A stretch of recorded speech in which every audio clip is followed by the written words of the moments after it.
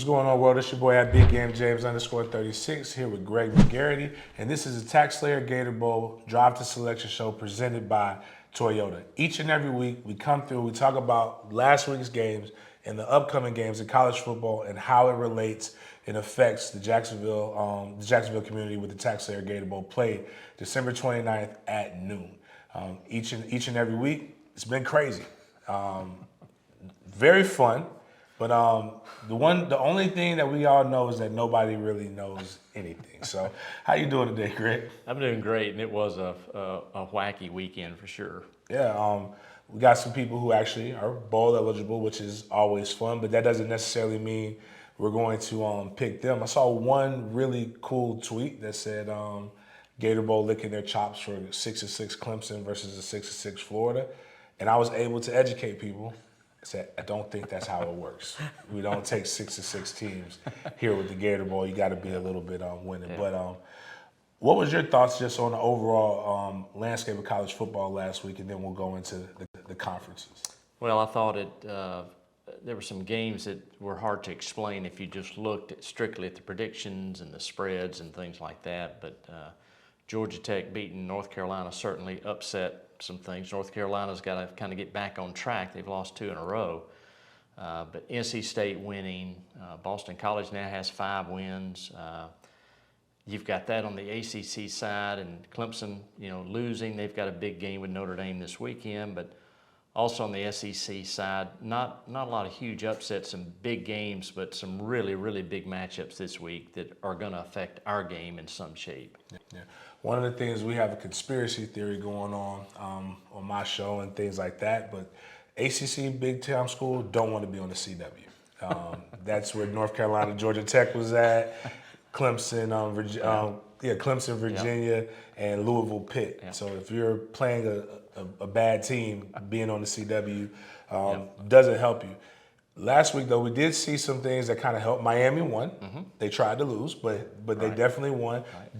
That kind of keeps them in hopes for our bowl. Absolutely, with 6 wins, and that's what's important on the ACC side is the total number of wins, because again, there have to be at least three teams in the premium pool, which include us. It includes the Holiday Bowl and the Pop-Tart Bowl. So a lot more prescriptive in the ACC, greater flexibility in the SEC, depending on the matchups. So this week, technically, it already got solidified, but Florida State pretty much has a pathway. If they beat Pittsburgh this week, I guess this is a weird way to say it, but they're eliminated from our bowl, from our bowl matchup.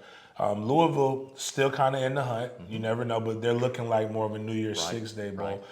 What are some of the other teams that are still looking, like based upon what we see now with the records, that are still looking towards possibly being in our bowl?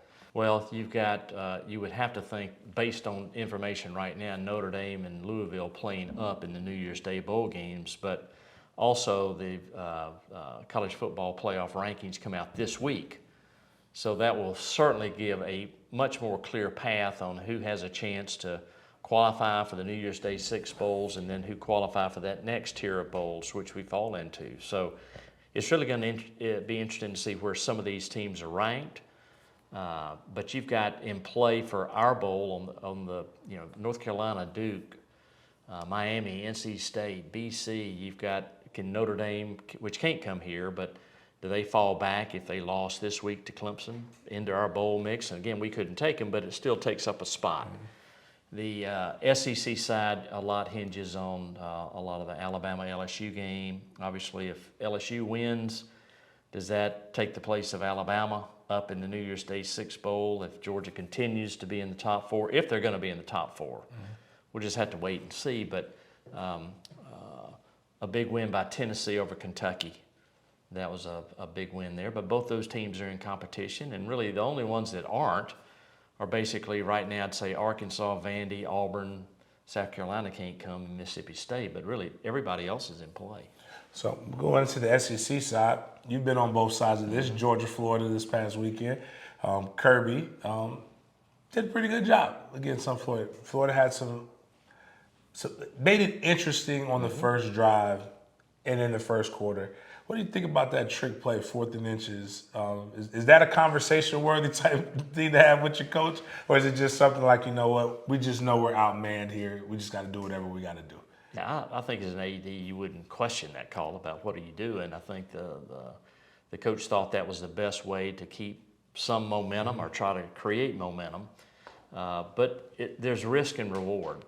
When you're in your own territory, I think it's magnified even more. If that play had not have worked maybe in Georgia territory, their reaction might not have been so swift. But I think since it happened inside the 40, on their own 40, I think that created just some angst. And, you know, such a pivotal play, because you don't make that play and all of a sudden the momentum changed, and it certainly changed as I think there were probably 9 points scored in the next 5 or 6 plays after Georgia scored a touchdown, then got the block punt. So a lot pivots on risky plays. It's risk and reward, and you have to live with the result. Yeah, and now Florida's in a situation where they're right on the cusp of becoming bowl eligible, but the next few weeks are not easy. I mean, Arkansas kind of wounded animal type of thing, and then the games after that, another major rivalry game. Well, actually 2 major rivalry games with LSU, then you play Missouri, then you end the season in Gainesville with Florida State. So this week coming up, what are the matchups that we should be focusing on for the ACC and the SEC? Well, I think you start off with Miami at NC State. NC State's got 5 wins, Miami with 6. That'll be a really pivotal game for both teams. And Virginia Tech, who's really came on strong after starting very slowly, at Louisville. Can Louisville maintain that momentum, or does Virginia Tech continue to really play well? I think those are the 2 premier games to look at in the ACC. And then you flip to the SEC, you've got a great doubleheader on CBS with Missouri traveling to Athens. With the winner of that game will be in control of the East, going to Atlanta. And then you've got A&M at Ole Miss. That's a huge game for Ole Miss. Do they stay in the running for maybe a New Year's Day Bowl? What does it do with A&M?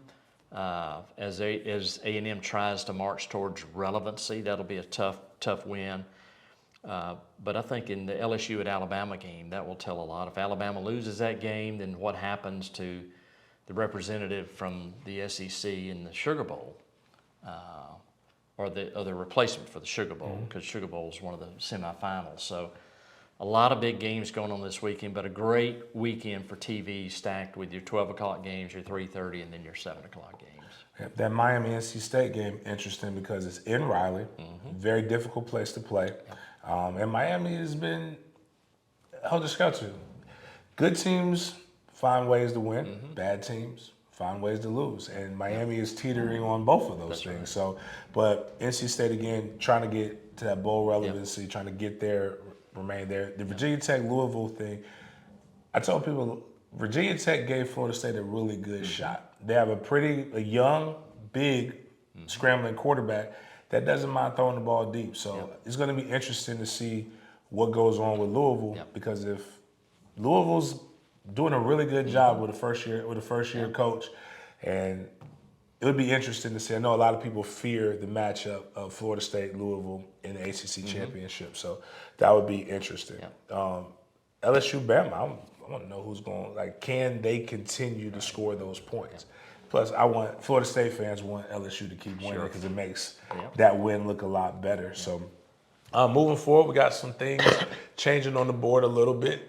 Right now, North Carolina's loss seems to be Jacksonville's gain. Everybody's talking about them. And I don't really see a bad matchup with any of them. CBS and Athlon have UNC versus Tennessee. College Football News and ESPN have it North Carolina, Florida. I think both of those matchups would be really good for TV, offenses that put up points, but also good for the game with people who would actually come down. Have you ever met Mac Brown before? Never have.